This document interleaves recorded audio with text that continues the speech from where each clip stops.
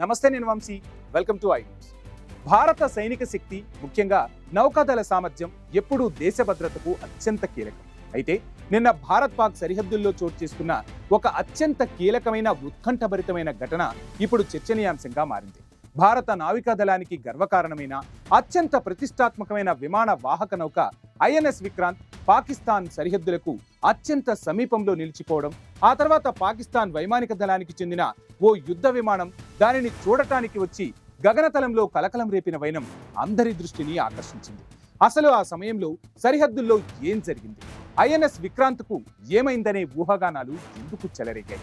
Pakistan jet ఎందుకు వచ్చింది? ఈ పరిణామాల వెనక ఉన్న అసలు కారణాలు, వ్యూహాత్మక ప్రాముఖ్యత ఏంటి? Watch this.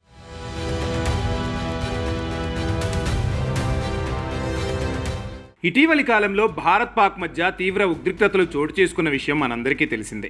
ఇరు దేశాల మధ్య నెలకొన్న ఈ యుద్ధ వాతావరణం కేవలం భూ సరిహద్దులకే పరిమితం కాలేదు. సముద్ర మార్గంలో కూడా పరిస్థితులు వేడెక్కాయి. సరిగ్గా ఈ పరిస్థితుల్లోనే భారత నౌకాదళం ఒక కీలకమైన వ్యూహాన్ని అమలు చేసింది. పాకిస్తాన్లోని కీలకమైన కరాచీ పోర్ట్ను లక్ష్యంగా చేసుకుని మన అమ్ములపదిలో అత్యంత శక్తివంతమైన దేశీయంగా నిర్మించిన విమాన వాహక నౌక ఐఎన్ఎస్ విక్రాంత్ను సరిహద్దుల్లో మోహరించింది.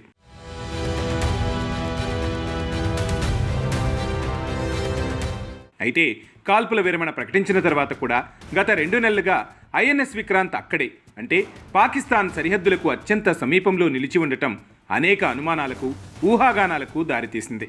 సాధారణంగా ఇలాంటి పరిస్థితుల్లో నౌకలు తిరిగి తమ స్థావరాలకు వెళ్ళిపోతాయి.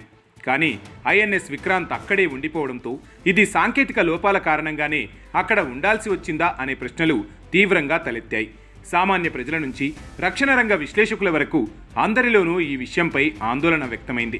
అయితే ఈ క్రమంలోనే ఒక అత్యంత ఆసక్తికరమైన, ఉత్కంఠభరితమైన సంఘటన చోటు చేసుకుంది. కాల్పుల విరమణ జరిగిన ఐఎన్ఎస్ విక్రాంత్ ఇంకా సరిహద్దుల్లోనే మోహరించి ఉండటంతో పాకిస్తాన్కు చెందిన ఒక యుద్ధ విమానం భారత్ పాక్ జలాల సరిహద్దుల్లో చక్కెర్లు కొట్టింది. అది కేవలం గస్తీ కోసమా, లేక ఐఎన్ఎస్ విక్రాంత్ పరిస్థితిని తెలుసుకోవడం కోసమా అనేది ఆ సమయంలో స్పష్టంగా తెలియకపోయినా పాకిస్తాన్ ఉద్దేశం భారత్కు అడుగడుగునా కనిపించింది.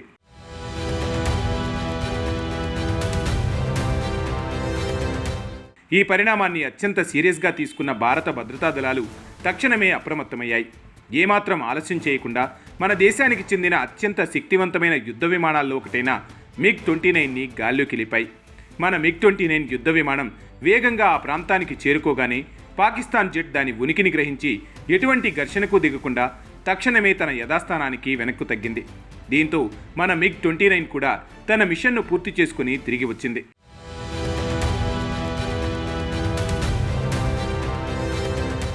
ఈ సంఘటన పాకిస్తాన్ గుండెల్లో ఒకంత కలవరపాటును రేపింది. ఐఎన్ఎస్ విక్రాంత్ను ఉద్దేశపూర్వకంగానే అక్కడ ఉంచారా, లేక నిజంగానే ఏదైనా సాంకేతిక సమస్యతో నిలిచిపోయిందా అనే అనుమానం వారిని వేధించింది.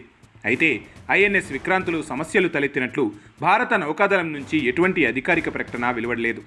చాలామంది రక్షణ రంగ విశ్లేషకులు అభిప్రాయపడుతున్న దాని ప్రకారం సముద్ర సరిహద్దుల్లో ఐఎన్ఎస్ విక్రాంత్ను అలా మోహరించి ఉంచడం అనేది పాకిస్తాన్ గుండెల్లో భయాన్ని రేకెత్తించి వారిపై మానసిక ఒత్తిడిని పెంచే ఒక వ్యూహాత్మక ప్రయత్నమే. ఇది భారత్ తన సైనిక సామర్థ్యాన్ని, ముఖ్యంగా నౌకాదళ సంసిద్ధతను ప్రదర్శించే ఒక తెలివైన ఎత్తుగడగా భావించవచ్చు.